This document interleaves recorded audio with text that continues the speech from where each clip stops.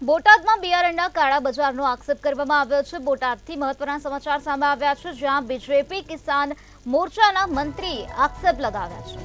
BJP કિસાન મોરચાના મંત્રી ભૂપત ડાભીનો આરોપ લગાવવામાં આવ્યો છે। કલેક્ટર ડીડીઓને ઈમેલથી રજૂઆત કરવામાં આવી તો જિલ્લા ખેતીવાડી અધિકારીને પણ રજૂઆત કરવામાં આવી છે।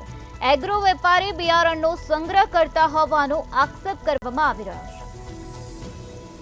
તો બિયારણના કાળા બજારનો આક્ષેપ બોટાદમાં કરવામાં આવ્યો છે, જેમાં બીજેપી કિસાન મોરચાના મંત્રી ભૂપત ડાભીનો આરોપ છે। બીજેપી કિસાન મોરચાના મંત્રીએ આ પ્રકારે આક્ષેપ લગાવ્યા છે અને આ સાથે કલેક્ટરને ઈમેલથી રજૂઆત કરવામાં આવી છે અને ડીડીઓને પણ ઈમેલથી રજૂઆત કરવામાં આવી છે। તો જિલ્લા ખેતીવાડી અધિકારીને પણ આ સમગ્ર મામલામાં રજૂઆત કરવામાં આવી છે। એગ્રો વેપારી બિયારણનો સંગ્રહ કરતા હોવાનો આક્ષેપ કરવામાં આવ્યો છે અને બીજેપી કિસાન મોરચાના મંત્રી એ આ પ્રકારનો આક્ષેપ લગાવ્યો છે।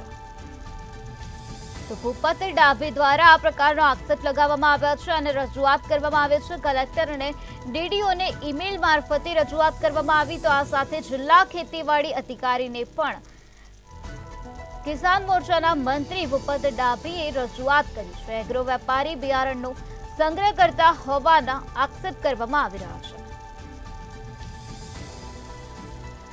તો બોટાદમાં બિયારણના કાળા બજારનો આક્ષેપ કરવામાં આવ્યો છે અને બીજેપી કિસાન મોરચાના મંત્રી દ્વારા આક્ષેપ કરાયો છે। બીજેપી કિસાન મોરચાના મંત્રી ભૂપત ડાભીએ આ પ્રકારના આક્ષેપ કર્યા છે।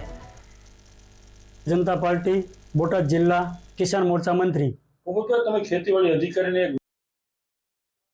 કરેલો છે, મેલમાં શું વિગત છે?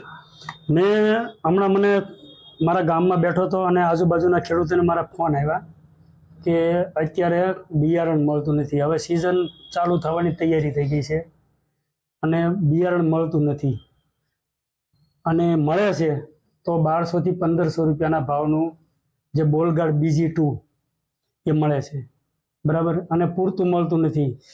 એટલે આ વાત થઈ એટલે મેં સીધો મેલ કર્યો કલેક્ટરશ્રીને, DDO સાહેબને અને આપણે બોટાદ જિલ્લા કૃષિ નિયામકને। હવે આ બિયારણ મળતું નથી એનું કારણ શું છે, આ માટે મેં મેલ કર્યો હતો। ખરેખર મળતું નથી કે પછી મળે છે તો મોંઘા ભાવે મળે છે, હકીકત શું છે? અત્યારે હવે સિઝન આ વરસાદનું વાતાવરણ થઈ ગયું।